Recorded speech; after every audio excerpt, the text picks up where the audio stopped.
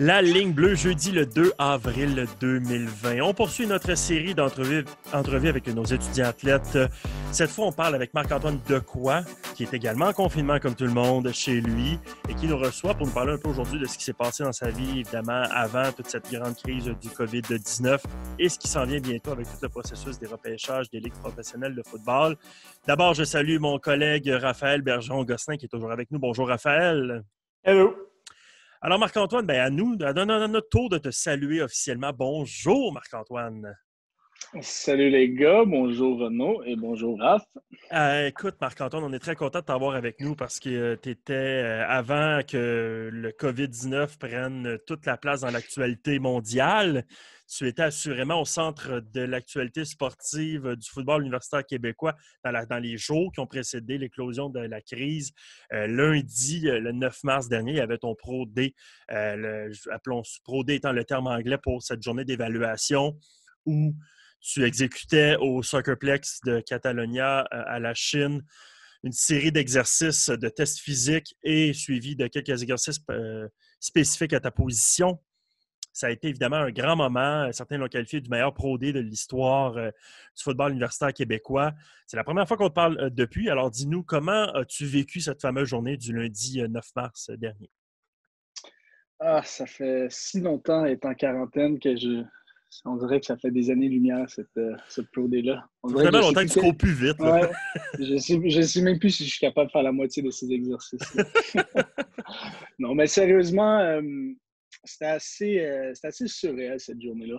Surtout que quand je suis revenu, puis je suis revenu le jeudi d'avant, fait que c'était le 9 mars, puis j'étais revenu, je pense que c'était le 6 mars ou le 5, j'oublie la date. Mais j'étais revenu le jeudi, puis le vendredi, j'avais été sur le terrain, juste avoir un bon feel du Catalonia, parce que j'avais jamais couru dessus. J'avais été avec mon coach Olivier Fréchette-Lemay.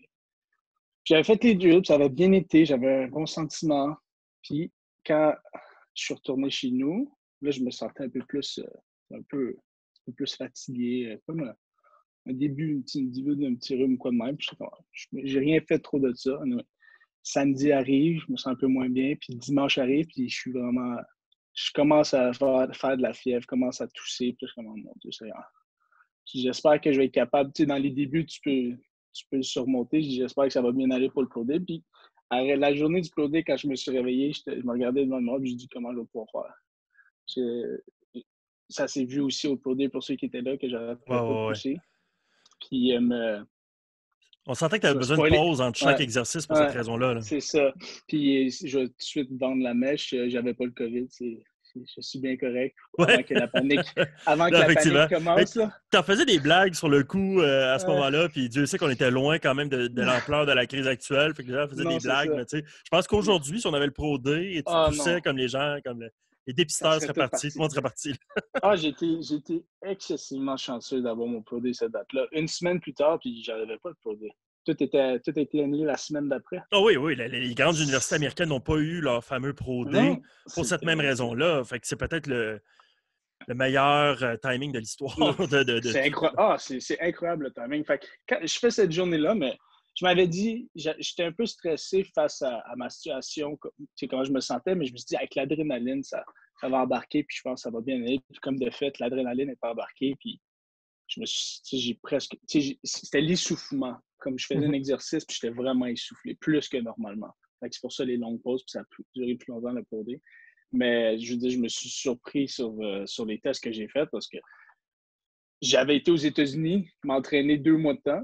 Puis j'avais fait un mock draft. C'est dans le fond, on refait les tests physiques, un mock draft, excuse-moi, un mock Pro Day. Dans le fond, je fais tous les tests que je vais faire à mon Pro Day. Je les ai faits une semaine avant pour avoir une idée où est-ce que mes temps se situent.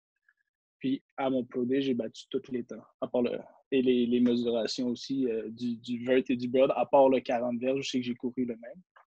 Mais ça m'a juste fasciné. J'étais comme, wow, c'est assez incroyable que tu as deux façons de voir ça. Quand tu arrives à ton Pro D, c'est soit que le stress, tu vas crumble, désolé pour l'anglicisme, tu vas t'écraser sous la pression puis tu ne vas pas performer. Ou il y en a d'autres que c'est une motivation puis tu peux performer. Puis je savais que j'étais capable de endurer la pression. Fait que juste le savoir, mais aussi le faire, c'est ça qui m'a vraiment qui m'a vraiment encouragé après cette journée-là. Là. Mais là, quand la journée a fini, là, c'est une autre histoire. Là. J'ai été une semaine de temps cloué au lit. Finalement, j'ai consulté avec le docteur. Vu que j'ai pas eu des tests de dépistage, je suis pas sûr, mais elle m'avait dit que c'est soit l'influenza ou c'était une bronchite. Cette journée-là, ouais, c'était assez exceptionnel, je te dirais. Puis finalement, là, en ce moment, tu te portes bien. Tu étais redevenu à la normale et la Ouais, grippe ben, est terminée. ouais, la grippe terminée. Encore un tout qui reste un peu, mais de temps à autre, je te dirais que quand je suis en public, j'essaie le plus possible de la retenir parce que sinon, le monde te regarde comme si tu avais une arme. C'est ridicule. Tu tousses, tout le monde se retourne. C'est comme mieux que... C'est une autre époque, vraiment. Oui, vraiment. Surtout un peu ce qui est arrivé de voyage. Tu t'inscrivais dans oui. toutes les J'étais possibles cases mon Dieu. d'être suspect. Tu parlais de la préparation. Tu arrivais du Tennessee où tu avais fait un camp d'entraînement avec un entraîneur personnel. D'ailleurs, j'ouvre une parenthèse. Tu disais que ton temps aux 40 verges, ton fameux 4 secondes 35 centièmes que tu as exécuté lors de ton Pro D, tu l'avais déjà exactement le même temps lors de ta simulation de Pro D. Est-ce que celle-ci était faite manuellement, le chrono ou au laser? Non, manuellement aussi. OK, Dans le parfait. fond, vu qu'il ne pas laser au Pro Day, ça ne sert à rien vraiment d'avoir ce temps-là. Oui, exact. Je sais parce qu'il y a un grand débat par rapport aux deux formules, mais il faut quand même le préciser. Les évaluateurs de la NFL, comme celui des Bears de Chicago qui étaient là, ne font pas confiance au laser. Finalement, ils prennent toujours leur chronomètre à eux. Donc, quand même qu'on aurait fait au laser, ça n'aurait pas eu lieu. Mais ça, je ferme la parenthèse par rapport à ça. Ta préparation au Tennessee, donc c'est avec un préparateur physique que tu as connu comment et comment ça s'est passé? Donc, ce processus-là, tu étais comme Rocky à chaque matin à courir derrière une voiture ou comment tu faisais ça, là, ce camp d'entraînement-là? Là? Dans le fond, comment je l'ai connu, c'est avec mon agent, Sacha Gavani. Il me dit après que j'ai été choisi pour les East West durant la saison, il m'a dit écoute, je connais un gars, il entraîne tous les athlètes que j'ai eu auparavant. Mathieu Betts, Alexandre Savard, il y a eu Laurent Duvernay-Tardif, puis Anthony Auclair et d'autres que j'oublie le nom sûrement. Mais c'est 2 semaines de préparation. C'est du 28 décembre jusqu'au 10 janvier à peu près. Puis tu t'entraînes 2 semaines de temps, puis c'est pour te préparer pour les East West. Dans le fond, être avec des Américains, parler en anglais. Juste ça aussi, surtout qu'il y a des interviews East West, le fait d'être 2 semaines de temps avec des anglophones, puis pratiquer ton anglais, ça, en tant que Québécois, ça aide beaucoup. C'est assez une bonne aide. Fait que j'ai fait ces 2 semaines d'entraînement-là avec, puis j'ai vraiment vu un énorme progrès. J'étais arrivé là-bas, surtout après le vol, puis j'avais le bras cassé. Je pense que c'était autour de 193 livres, 194 livres, puis j'ai fini à 208 livres en 2 semaines. Juste le fait que ça il m'a remis à mon état vraiment. D'avant la blessure, là? Oui, ouais, c'est ça, d'avant la blessure. Fait que j'ai vu une grosse évolution, puis j'ai aimé ces méthodes de travail qui étaient jour le jour. En fond, chaque jour, je te demandais où est-ce que tu avais mal, où est-ce que tu étais sore, en fond, craqué. Puis travailler autour de ça. C'était jamais comme jour 1, jour 2, jour 3, jour 4, puis on répète ça. Chaque jour, c'était vraiment personnalisé à toi. Puis moi, c'est exactement ça que j'avais. Ça peut devenir redondant quand tu t'entraînes, c'est les mêmes exercices. Fait qu'après moi, ça, j'ai dit à Sacha, je vais aller là m'entraîner. Je veux faire ça avec lui. Il a dit, pas de problème. J'ai demandé au monsieur, Charlie Petron, son nom, si c'était correct avec lui que je revienne. Puis il a dit, oui, aucun problème. Puis on vit chez lui. Donc, j'ai retourné chez lui pendant un autre mois. Puis s'entraînement avec, c'est comme Rocky un peu, le Rocky 4 quand il s'entraîne dans un gym en bois dans le Nord. Ouais. C'est ça son inspiration pour son gym. Ah Vraiment, ouais? c'est ça film-là. Il appelle le OK. Wood Gym. OK, C'est c'est vraiment... génial. Ouais, écoute, c'est tout... C'est vraiment tout... Un peu les photos, c'est comme pas du vieux, mais on peut dire c'est toutes des vieilles affaires. Tu utilises ton body weight, tu utilises des poches de... Tu sais, c'est vraiment un vibe Tu frappes dans de la Rocky. viande congelée. Non, mais ouais, je comprends ce que tu veux dire. Limite, ça serait ça. Fait que c'était vraiment l'entraînement que j'avais eu avec. Puis c'était... Cet homme-là est vraiment le meilleur secret gardé aux États-Unis. J'ai eu la chance de travailler avec un très bon safety qui est même sûrement Hall of Famer, Pro Bowler, Harrison Smith là-bas. Oui, que tu as rencontré via lui, genre? Oui, lui, dans le fond, ce coach-là, Charlie, il l'entraîne depuis qu'il a 8 ans, 8 grade.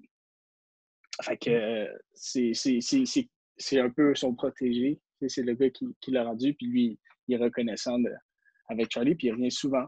Fait que j'ai pu le rencontrer, puis c'est vraiment, tu sais, juste s'entraîner avec des prospects NFL, des T. Higgins, qui étaient aussi là, des Daniel Butuli, des joueurs que c'est vraiment des Darryl Taylor qui sont tu sais, dans les first round 3, third round 2. C'est juste le mindset est complètement différent. Les entraîneurs à Montréal sont super bons, mais c'est ce niveau-là que tu ne peux pas aller chercher à Montréal.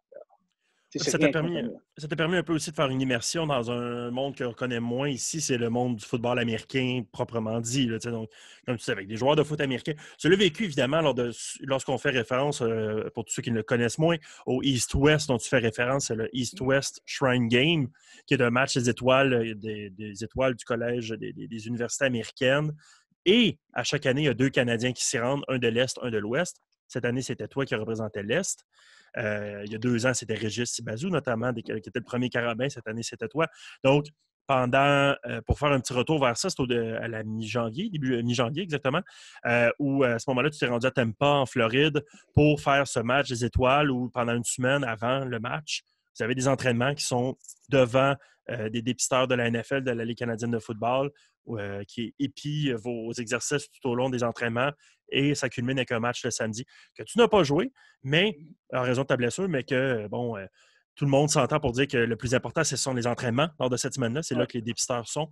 Comment ça a été cette semaine-là au East-West, là où tu étais quand même plus proche de ta blessure qui est survenue à la Coupe Vanier que lors du Pro D? C'était vraiment une expérience assez incroyable. Puis c'était l'expérience que j'avais besoin pour réaliser que j'avais ma place dans cette ligue-là. Surtout quand tu es un Canadien qui j'ai pas joué collégial ou secondaire aux États-Unis. J'ai jamais joué un système américain ou j'ai jamais joué avec des athlètes américains. Donc, le fait de être Canadien, puis je jouais dans nos règles canadiennes, puis de voir, tu sais, d'entendre parler des Américains, comment que c'est des athlètes, ils sont super bons, ils sont meilleurs que nous, puis yada, yada, yada. Il faut leur donner, oui, il y en a une majorité qui sont bons, mais quand tu peux jamais vraiment comparer tant que tu n'es pas sur le terrain avec eux. Puis la première journée, après être sur le terrain avec eux, j'ai dit à Sacha, j'ai dit, je peux jouer avec ces gars-là. J'étais mon agent, Sacha. J'ai dit, parce qu'il était là les 2 premières journées avec moi. Puis j'ai dit, oui, je sais que je peux jouer. Ma vitesse, j'étais encore autant rapide, même je démarquais dans le vitesse. Je n'étais pas que certaines personnes me disent, ah, tu vas être autant vite que là-bas. Les autres sont presque à la même vitesse que toi. Mais non, j'ai aussi démarqué là. Puis c'était vraiment un bon boost de confiance parce que j'ai réalisé, OK, je peux jouer là. C'était la meilleure expérience pour moi parce que la confiance est assez importante. Ton mindset, surtout dans un sport comme ça, tout est dans le mindset. Puis moi, ça a donné un très bon push à cette Puis confiance. après avoir participé à ça, le East-West, tu es allé t'entraîner qu'en entraînement aux États-Unis qu'on parlait, ton Pro D, tout ça. À quel point maintenant tu dirais que tu es rendu un meilleur joueur de foot? Tu sais, oui, c'est beau, mettons, les tests physiques et tout ça, la vitesse, l'agilité, mais en tant que joueur de foot, dirais-tu que ça t'a permis de t'améliorer aussi?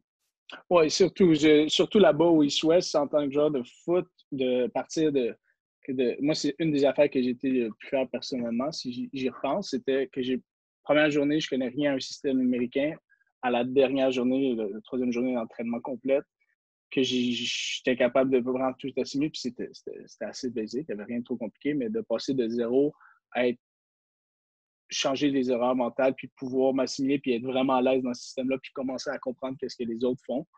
Ça, c'était pour moi un bon boost. Puis j'ai appris en tant que joueur. Puis ça m'a développé pour devenir un meilleur joueur, autre les tests physiques. Je dirais que je suis devenu un meilleur joueur grâce à ça. Ben, puis ça l'était quand même important, tout ça, parce que au-delà effectivement démontrer toutes les aptitudes physiques, tu es dans une phase d'apprentissage de nouvelles positions également, parce que chez les professionnels, tu t'orientes davantage vers le poste de demi-sûreté, poste que tu n'occupais pas avec les Carabins, que tu n'as pas occupé avant, si je ne me trompe pas. Donc, en plus d'assimiler un nouveau style de jeu, tu assimiles aussi une nouvelle position. Ça a dû être un apprentissage quand même assez costaud pour toi, là. Oui, c'est sûr que la première journée, j'étais dans ma chambre le soir avec mon playbook et j'étudiais assez profondément ce système-là. Ouais, t'es pas allé dire bonjour à la mère trop, là. T'étais dans tes affaires, là. Non, j'ai eu la chance une fois d'aller à la mer, puis on était en équipe pour pratiquer. C'était un walkthrough. Non, j'ai vraiment. Puis surtout que tu jongles avec les scouts ou les dépisteurs, c'est ça le terme français, des équipes NFL qui veulent t'interviewer, des tests physiques assourdissants, ben, c'est un mot, là, mais juste époustouflant que tu as à faire. Et toute la paperasse papier que tu dois remplir pour les équipes, essayer de mettre le temps pour mon playbook puis apprendre mes jeux, c'était assez un challenge en tant que choix. J'ai pas eu beaucoup d'heures de sommeil, c'est sûr, cette semaine-là, parce qu'ils te tirent de partout, vraiment. Ça devait quand même, ceci dit, vraiment, vraiment incroyable tu foules le terrain avec des joueurs de l'Université du Michigan, de la Floride, de tout, de grands programmes. Là, tout le monde est grand, tout le monde est gros, tout le monde court vite. C'est vraiment, là, tu tombes dans ce qu'est la NFL, c'est-à-dire tout le monde est vraiment très bon. C'est extrêmement. Les gens ne comprennent pas qu'il n'y a pas si difficile de tirer son épingle du jeu dans un tel circuit. Là. C'est vraiment qu'est-ce qui fait la différence, parce que c'était tous des athlètes là-bas. Sans aucun doute, tout le monde était athlétique, tout le monde était gros, comme tu dis, tout le monde était vite. Mais la différence, c'est vraiment si mentalement tu peux endurer la pression, puis tu es capable de move on, comme on dit, quand tu fais une erreur. Fait que c'est assez hallucinant, vraiment, de voir autant de talent sur un terrain. Mais en même temps, de mon côté, moi, c'était aussi un bon boost de confiance, parce que parmi ce talent-là qui était excellent, j'avais ma place. J'étais pas un parmi tant d'autres, je trouve. Puis à ton Pro D, le fait d'être complètement grippé, comme tu disais, puis tu l'as dit tantôt, il y avait deux manières de voir ça, là, d'arriver un petit peu démoli ou de prouver que tu pouvais le faire. Puis là, ben, clairement, tu as prouvé que tu pouvais le faire. On peut-tu presque dire que ça a été un avantage, là, parce que là, tu as prouvé au dépisteur que malgré un état physique un peu amoché, tu as fait des temps incroyables. En bout de ligne, c'est peut-être presque positif. Ça. Peut-être. Je sais, ça, c'est sûr que ce niveau niveau de grippe-là, j'aimerais mieux que ça sorte pas, parce que on le souhaite pas. Je fais mon East West bras cassé, après ça, Pro Day grippé. Je veux dire, c'est pas une bonne suite des choses. Mais non, je pense que ça montre aussi un peu un toughness. Là. Je pense que je suis d'accord avec toi là-dessus. Là. Mais de loin, j'aurais pu sentir mieux. Mais en fait, c'est comme le football, tu te sens jamais bien. Tu es toujours, comme on dit, tu es 100%, tu as toujours une douleur quelque part. Ça fait partie du sport. Il y a une différence entre avoir mal et être blessé. C'est ça, ça fait le sens. Ça fait partie de la vie, juste pas être à 100%. Il faut que tu trouves un moyen de compétitionner. Exactement. Dès la première pratique du premier jour du camp d'entraînement, tu commences à avoir mal jusqu'à la fin de la saison, finalement. Là. Pour en revenir rapidement à ton Pro D, là, je voyais que tu prenais ton temps entre les exercices, certes, pour reprendre ton souffle, mais vraiment, avant ton 40 verges, que je remarquais, c'était le temps de concentration avant le fameux sprint de 40 verges, qui est souvent la mesure la plus indicative des habiletés d'un joueur. C'est parce que tu n'avais pas le droit à un once d'erreur. Il fallait être parfait dans toute ton exécution, tout ce que tu as pratiqué, ton départ et tout. C'était ça mentalement auquel tu te concentrais avant ta course? Mais tu veux savoir, c'est pas vraiment ça, parce que si tu te concentres trop puis tu penses à trop de technique, je vais te parler de quelque chose que tu connais, le golf. Ouais. Si durant ton swing, tu penses à 25 000 affaires, qu'est-ce qui va arriver? Tu vas sûrement... tu vas frapper tout croche. Ouais. Tu vas dire, il faut que ton mind soit clear puis tu fais juste swing. C'est la même chose quand tu cours. Avant, tu envisages tout puis tu vois ce que tu fais, mais tu n'essaies pas trop de overthink, sinon tu viens juste chambouler comment tu te sens, puis peut-être des fois tu vas devenir nerveux puis tu vas oublier les niveaux techniques. C'est des affaires que moi, je sais que je l'ai, le 40 verges. Il y a une limite que tu peux devenir vite. Il y a des affaires qui énigment, puis que tu es vite ou tu ne l'es pas, mais tu peux améliorer sur la technique. Puis moi, je savais que ça, c'était ma force, puis il fallait juste que j'exécute. Il fallait juste que je me mette, que je pense à rien, puis que je cours. Parce que des fois, c'est comme ça que tu cours le plus vite. Toute la période avant l'entraînement, c'est là que tu travailles les détails, les techniques, quand tu arrives cette journée-là. Fait que non, je n'essayais pas trop de tout penser. Je faisais juste qu'au contraire, je m'avais rappelé à Régis, son produit, il a fait beaucoup d'accélés, beaucoup de départs, beaucoup de stress. Puis je trouve que moi, personnellement, je trouve que c'est essoufflant. Tu as juste une course à faire. Puis tu vas être à ton pic. Puis moi, déjà, en plus, ma condition, fait que j'ai pas trop fait j'ai fait de mon échauffement avant le pro day, mais j'ai pas fait trop d'accélé cette journée-là parce que je voulais Ouais. rester fresh. Fait que OK. on dirait que je marchais puis je faisais juste réfléchir, mais en fait, j'étais presque, tu sais, je pensais presque pas. C'était juste, je laissais le temps aller, je laissais les choses aller. Puis à un moment donné, tu as comme un feeling que, OK, let's go, c'est là. Là, tu te places. Non, mais effectivement, on voyait que tu attendais le moment parfait Mais, là, pour exécuter. Et par la suite, moi, j'avais la chance d'être proche du dépisteur des Bears de Chicago qui était sur place pour filmer. Puis j'ai entendu dire à un moment donné, This guy can play. Ce gars-là peut jouer. Tu as assurément fait de belle impression. Est-ce que depuis ce temps-là, évidemment, bon, rien ne s'est passé avec les équipes, mais qu'est-ce qui s'est passé dans ta vie depuis ce temps-là? Est-ce que tu as eu des appels d'équipes qui t'ont fait des entrevues? Est-ce que tu as fait des entrevues ailleurs? Parce que tes chiffres, tes mesures lors de ton Pro Day ont fait le tour de l'Amérique, sont rendus aux États-Unis. Les gens ça a vraiment capté l'imaginaire, même des plus fins connaisseurs. Il y a beaucoup une culture de gens qui s'intéressent beaucoup au repêchage de la NFL sur Twitter notamment, et on parlait beaucoup des chiffres de ton Pro Day. Qu'est-ce qui s'est passé depuis pour Marc-Antoine Dequoy? il s'est passé qu'une épidémie mondiale est arrivée et Oui, que ça oui, s'est ça. oublié assez rapidement. mais, Non, plus c'est ça. sérieusement, dans les premières semaines, il y a eu beaucoup d'intérêt qui s'est fait, surtout avec les chiffres. C'était des chiffres qui se comparaient aux meilleurs athlètes du combine. Donc, il y a eu de l'intérêt. Il y a eu des équipes qui ont contacté mon agent pour pouvoir qu'on se rencontre ou que j'aille à leur facilité visiter les places. Ça, c'était durant la semaine avant que le ban mondial arrive. Quand ça s'est arrivé, je veux dire, tout est un peu tombé à l'eau. J'avais une équipe que j'allais pu visiter Peace. C'était les Seahawks qui voulaient que je descende pour venir voir. Ça ne s'est pas donné. Puis une autre équipe qui voulait monter puis voulait m'évaluer un peu plus spécifiquement. Puis ça ne s'est pas non plus donné à cause de ça. Donc, C'est-tu les c'est Broncos? resté. Je peux-tu. C'était pas Non, les j'ai pas Broncos. eu. J'ai pas eu Non! de Broncos C'était les Buccaneers de Raph, non? Ouais, les Bucks.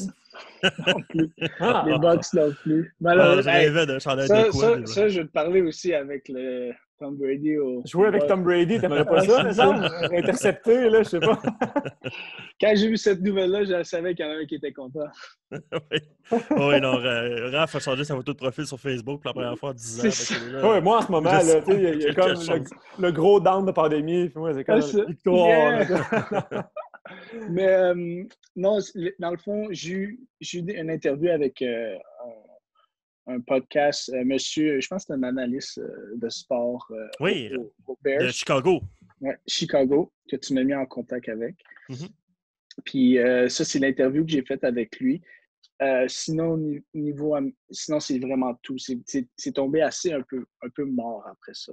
L'intérêt était là, mais c'est pas un manque d'intérêt, c'est la situation qui a fait OK, c'était mis en pause. Ah non, absolument. C'est une situation sans précédent. Évidemment, les experts s'entendent pour dire que cette situation très délicate dans laquelle se retrouvent les équipes qui doivent repêcher bientôt. Le repêchage à la NFL est du 23 au 25 avril, donc très prochainement. Le repêchage de la Ligue canadienne de football est une semaine plus tard, le 30. Cette situation-là est du jamais vu. Les équipes doivent repêcher avec des bandes vidéo, avec peu de données. Les dépisteurs n'ont pas eu l'occasion de faire vraiment le processus habituel de sélection. Certains disent que ça va désavantager des petites écoles. Peut-être ce sont des écoles qui n'ont pas eu leur Pro D comme toi, tu as eu la chance d'avoir. Là. C'est sans te mettre dans ce même panier-là. C'est sûr que c'est une situation jamais vue et tout. Ça va changer bien des choses. Est-ce que dans ce contexte-là, toi, de ton humble avis, tu crois que ça avantage ta situation ou ça désavantage ta situation, que cette mise sur pause par la pandémie de COVID-19? Ben, j'ai réfléchi beaucoup, surtout au fait qu'on est en confinement puis pas mal ça à faire, réfléchir. Et je me demandais si c'était. C'est sûr que d'une part, c'est un avantage clair et net. Si j'avais pas de Pro Day, je le dis tout de suite, mes chances d'aller dans la NFL étaient presque minces. Les chances d'avoir un camp étaient presque minces parce que en tant que Canadien, j'avais un bon tape, mais il n'y avait rien qui était trop genre OK, wow, on le veut parce que c'était surtout le fait d'être Canadien, ça aide pas vraiment. Puis rien pour enlever aux Canadiens, mais c'est juste. C'est pas une Non, c'était excuse ta que j'essaie de dire, situation. c'est une situation qui est Ouais. un fait, puis c'est pas de Ben, les règles préjugés. sont pas pareilles, Ouais, tu c'est joues ça, pas les une règles sont position, là, exactes. c'est différent. Là. Exactement. Donc, le fait d'avoir mon POD puis avoir prouvé que j'étais capable de mettre ces numéros-là, puis surtout ma vitesse que des équipes doutaient quand je leur disais ma vitesse, je restais 1 puis je disais dans les 4-4, mais pour moi, c'était un 4-3. Mais je restais 1 puis j'ai 4-4, il y en a qui doutaient ça. Fait que je sais que ça a vraiment été un avantage. Cette partie-là du Pro Day, c'est un gros avantage. Là, l'autre partie que je me dis, c'est que c'est après ça, le fait que j'ai pas pu visiter les Seahawks. L'équipe qui était super intéressée n'est pas montée pour m'évaluer. Ça, c'est un désavantage, mais si je le compare aux autres, tout le monde est en désavantage face à ça. Fait que, est-ce que juste le fait que j'ai eu mon Pro Day va me faire monter mon stock vu que les autres n'ont pas pu être analysés? Ça se peut que ça soit ça. Ou que c'est, à l'inverse, sont tellement succombés de genre, OK, surchargés, excuse-moi, surchargés de travail, d'analyser les autres que ça peut peut-être être tout. Je ne sais pas comment c'est, j'essaie d'y penser. Honnêtement, j'aimerais ça que ça soit que le fait que j'ai eu mon Pro Day, puis malheureusement, certains n'ont pas eu, ça a pu augmenter mon stock. Mais on va voir. C'est dans exactement 21 jours, je vais le savoir. Exact. Puis ça reste que même si les gens sont à la maison, les équipes de foot continuent à travailler, à étudier tous les joueurs et tout. C'est simplement ces rencontres en personne, mais tu sais ce que la technologie nous permet de faire maintenant. Tu peux parler aux équipes via les services comme on fait en ce moment de vidéoconférence et autres. Donc, c'est pas ça qui empêche le contact. Tant mieux, on va suivre ça évidemment de très très près, cette situation-là qui arrive très bientôt, effectivement, le repêchage. Et on va le cligner des yeux, on va y être. Ouais, c'est fou, le 21 jours, là, ça va passer vite. Là, ça. On va être très excités. Ça va être un repêchage particulier devant personne. Hein. Ça devait être à Las Vegas, dans l'espèce de mise en scène, exactement, sur un bateau, la mise en scène la plus gargantuesque de l'histoire de la NFL.